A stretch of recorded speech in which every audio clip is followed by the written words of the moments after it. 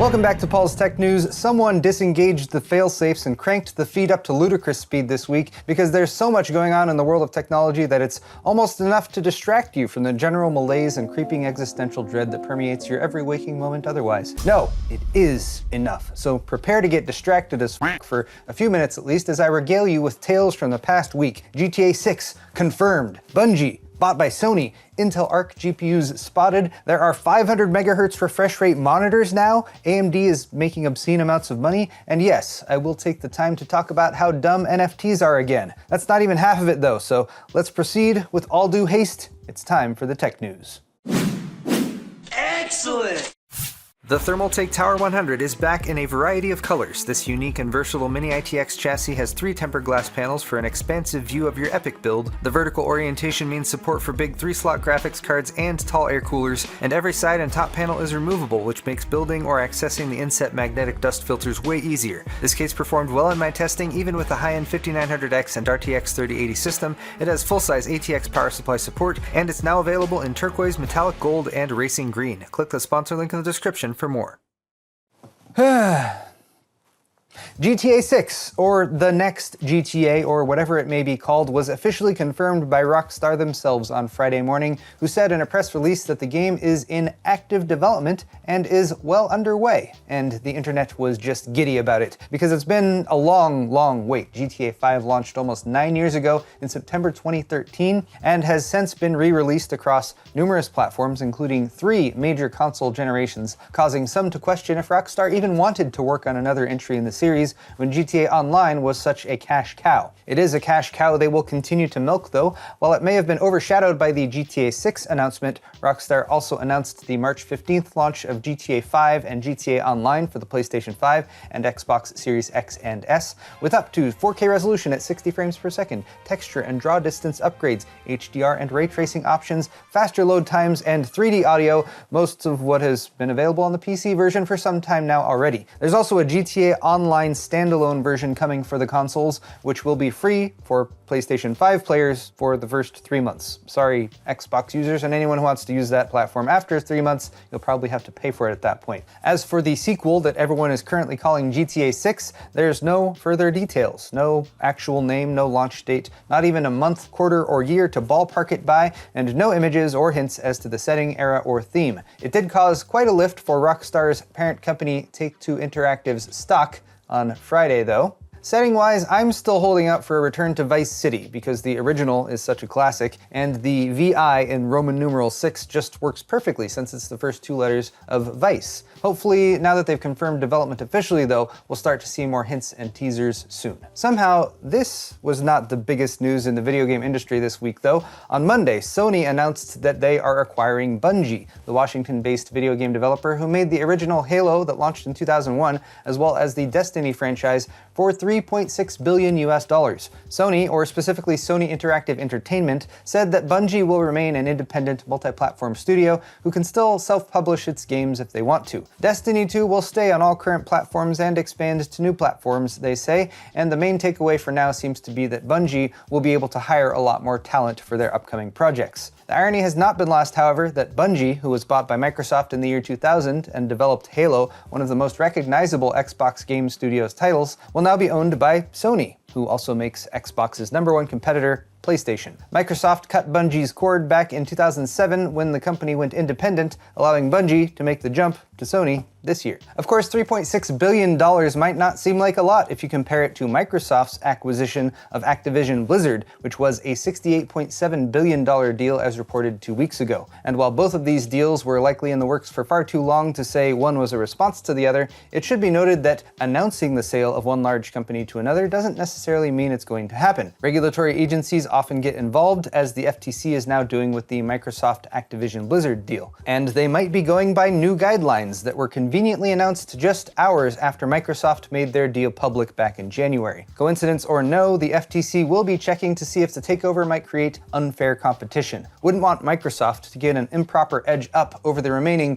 5 or 6 mega conglomerate companies left to own everything in the world. Wordle got sold too, that mobile game that skyrocketed in popularity over the past month or two, which you apparently either play obsessively or just get irritated at because of all the confusing little colored square emoji messages that appear on your your timeline. What do they mean? Why are some green and some yellow? Is there some sort of ratio involved? I refuse to play the game due to personal obstinance, but yeah, the New York Times bought it for a price in the low 7 figures, which sounds a great deal or a horrible move. Maybe they could have just used that money to pay good journalists more money. I don't know. The game's developer is named Josh Wordle though, which is objectively funny, although he now probably has a bunch of old friends popping up out of the woodwork and asking for a short-term loan. Not too much. Something in the low 5 figures would be good for me.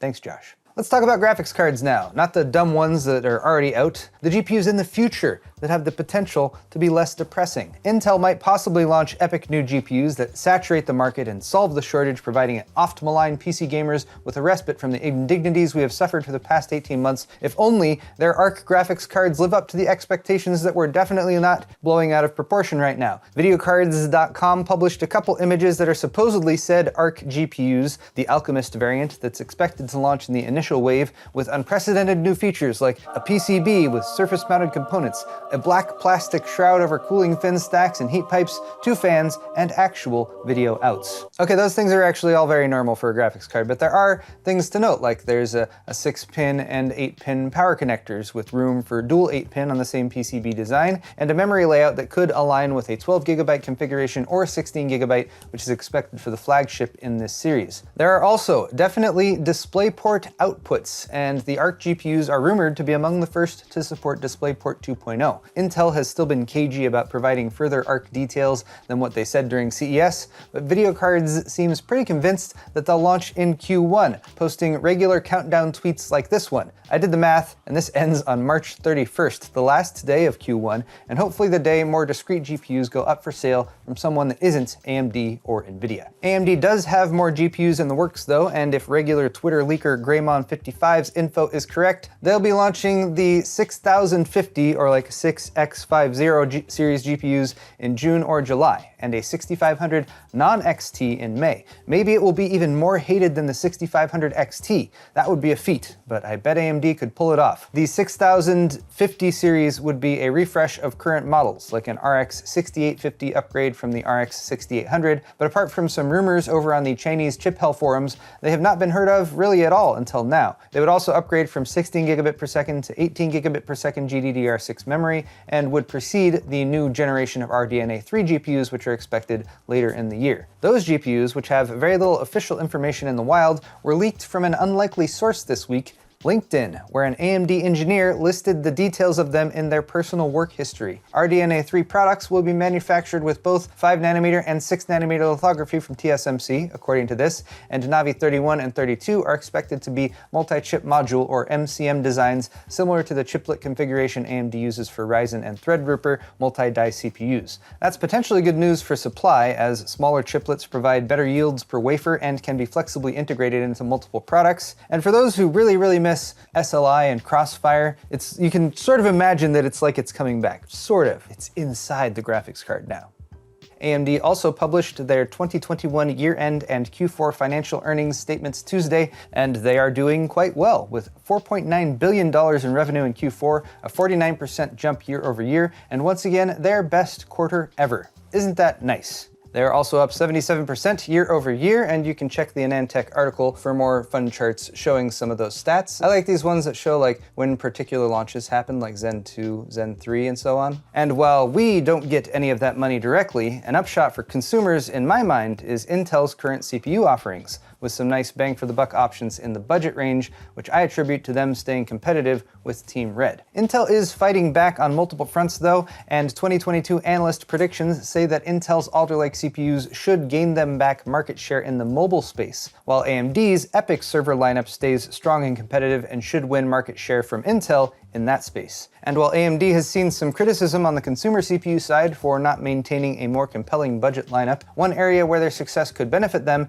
is fab capacity. Competition for output on new nodes is fierce, but as part of Tuesday's proceedings, AMD CEO Dr. Lisa Su indicated that they have secured enough manufacturing capacity for 2022 to meet demand, which is a bold statement in light of recent shortages. There's a lot to be excited about with upcoming chips, and this would include the next wave of Zen 4 CPUs and RDNA3 GPUs from from AMD. So let's cross our fingers and hope that they're right. And now I'd like to briefly talk about NFTs. I am not a fan, as I shared with you all in last week's rant, and maybe, just maybe, the message is getting out there that NFTs suck and are more the product of hype than anything tangibly beneficial. EA was one of the companies that hopped on the NFT train months ago, but they seem to slowly be backing away now. CEO Andrew Wilson said EA is not driving hard on NFTs during their Q3 2022 earnings report, a stark contrast to saying they're the future of our industry as he did back in November. The article details a handful of other publishers who have similarly changed course, pointing out with good reason that nobody really seems to be able to articulate what NFTs actually do that can't be done with current technology. GameStop, though, darling of the Super Stonk subreddit, is moving ahead with their plans to create an NFT marketplace, and they will be working with blockchain startup Immutable to get it up and running on Immutable X, a layer 2 scalability protocol for NFTs on the Ethereum network, which can process transactions more quickly with supposedly less compute power and environmental impact. And you know what? I'm all for removing the environmental impact from NFT minting and trading. Now just spice those NFTs up with features like functionality and real-world usefulness, and you might actually have a product worth selling. One thing that is dumber than NFTs is The Verge, just in general it would seem, but more specifically they posted an article this week trying to tell people, why am I saying it people? They messed up the way I say things now. They posted an article this week trying to tell people to call them NFTs instead of NFTs. What a fucking waste of time. Stop shitposting Verge, you fucking suck. Fucking hell. Artists who don't understand the difference between art and a commodity will of course try to pitch NFTs as a way for them to sell their art, even if the art sucks or is procedurally generated monkeys or whatever. And they'll attempt to say that stuff like this is art. A hollow block of gold that German entrepreneur Nicholas Costello put in Central Park in New York for half a day on Wednesday. It's not art, and you are not an artist, Nicholas. You're a scammer trying to get free advertisement and more eyeballs on the cryptocurrency that you're launching with a tone-deaf display of opulence that you hope people will associate with prosperity so you can profit personally. The cube weighs 410 pounds, which is worth about $11.7 million, but it's not solid. It's just air inside, like putting a gilded outer shell around a core of emptiness, which actually is a good representation of crypto and NFTs, so maybe this could be art, but it was created for greedy purposes, like for-profit art, which should have its own category. For-profit art. Fart. We'll call it a fart. Speaking of farts, Speaking of farts, this is an awesome segue. Don't blame that last one on the dog. I was just airing out my tech briefs. Just give it a minute, you'll be fine. Android and iPhone users have been at odds for what seems like forever when it comes to text message reactions, with those annoying X person liked or laughed at replies followed by a copy paste of the whole message, spamming group chats everywhere, but a Google Messages update appears to have fixed it. Now, the proper emoji just shows up next to the message, as God intended, no thanks to Apple of course. Finally, I can text my family again. Battlefield 2042 has had a rough go of it since it launched back in November, and Tuesday's news did not help. The first season has now been pushed back from spring to early summer, so they can fix things ranging from UI to squad dynamics and specialist abilities. While this does indicate that DICE is taking the situation seriously, for many the fixes will be too little and too late, especially with so many well-reviewed gaming alternatives on the market. Halo Infinite is one of those, and the well-received game will be getting a companion TV series on the Paramount Plus streaming platform that launches March 24th. Fans are a bit dubious though, because while the second trailer for the series that went up last weekend seems heavy on explosions and dramatic pauses, it also includes things like a 2001 Chevy Tahoe, which seems incongruous given that the setting is another planet 500 years in the future. There are also AK-47s, which would likely be a bit outdated by that point, so the jury is still out on whether the show will be well received by fans, or if it's just a cheaply made space battle show with a Halo skin to rope in the game's built-in audience. Speaking of a built-in audience, Facebook's shrank for the first time ever. That's their number of active users, which averaged 1.929 billion in Q4 2021, down from 1.93 billion in Q3 2021. So it's working, guys. Keep it up. Meta's value also dropped $232 billion on Thursday, the largest one-day drop in market history, and Zuck was forced to blame Apple, because Apple prompted users to opt out of being tracked, and that cost Facebook money, because Facebook makes money off free data that people give them, and yet my relatives still refuse to leave the platform. What can you do? There's a 500 Hz refresh rate monitor now, manufactured by Chinese company BOE. It's a 27-inch 1080 display and uses a high mobility oxide backplane for the insane refresh rate and 1 millisecond response time. Of course, what display standards even support 1080 at 500 Hz? What games can even output that kind of frame rate? What GPUs could possibly keep up? The answer, of course, is yes to all of those questions. It's faster, so it's better, and we should all start saving up to buy one. Our friend Steve over at GamersNexus was ripped off by Newegg recently, and he posted a video about the situation that has more than 500,000 views already. Basically, he ordered a $500 open box motherboard but never opened the package, then returned it, and Newegg refused the RMA, saying that the motherboard was damaged. Attempts to resolve the problem with Newegg customer service were unsuccessful, so the video was made, and many others have come out saying Newegg did the same to them. I happen to have some experience in this area, as indicated by my comment that I made on his video, and I plan to follow up this week with a video of my own, so stay tuned. A bit of late-breaking news: Google's Stadia game streaming service is being rebranded as Google Stream,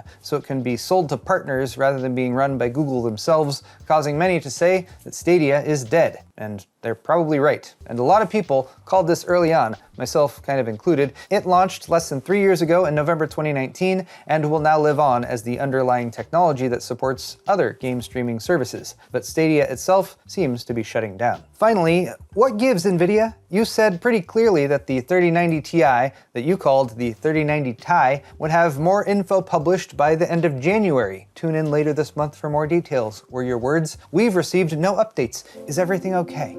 Were there delays that you don't want to admit to publicly? Are you frustrated because no one will cut you any slack when you launch new GPUs amidst an ongoing shortage, so radio silence seems like a better option? Well, you have my number, so give me a call and let me know. I've missed the sound of your RTX voice.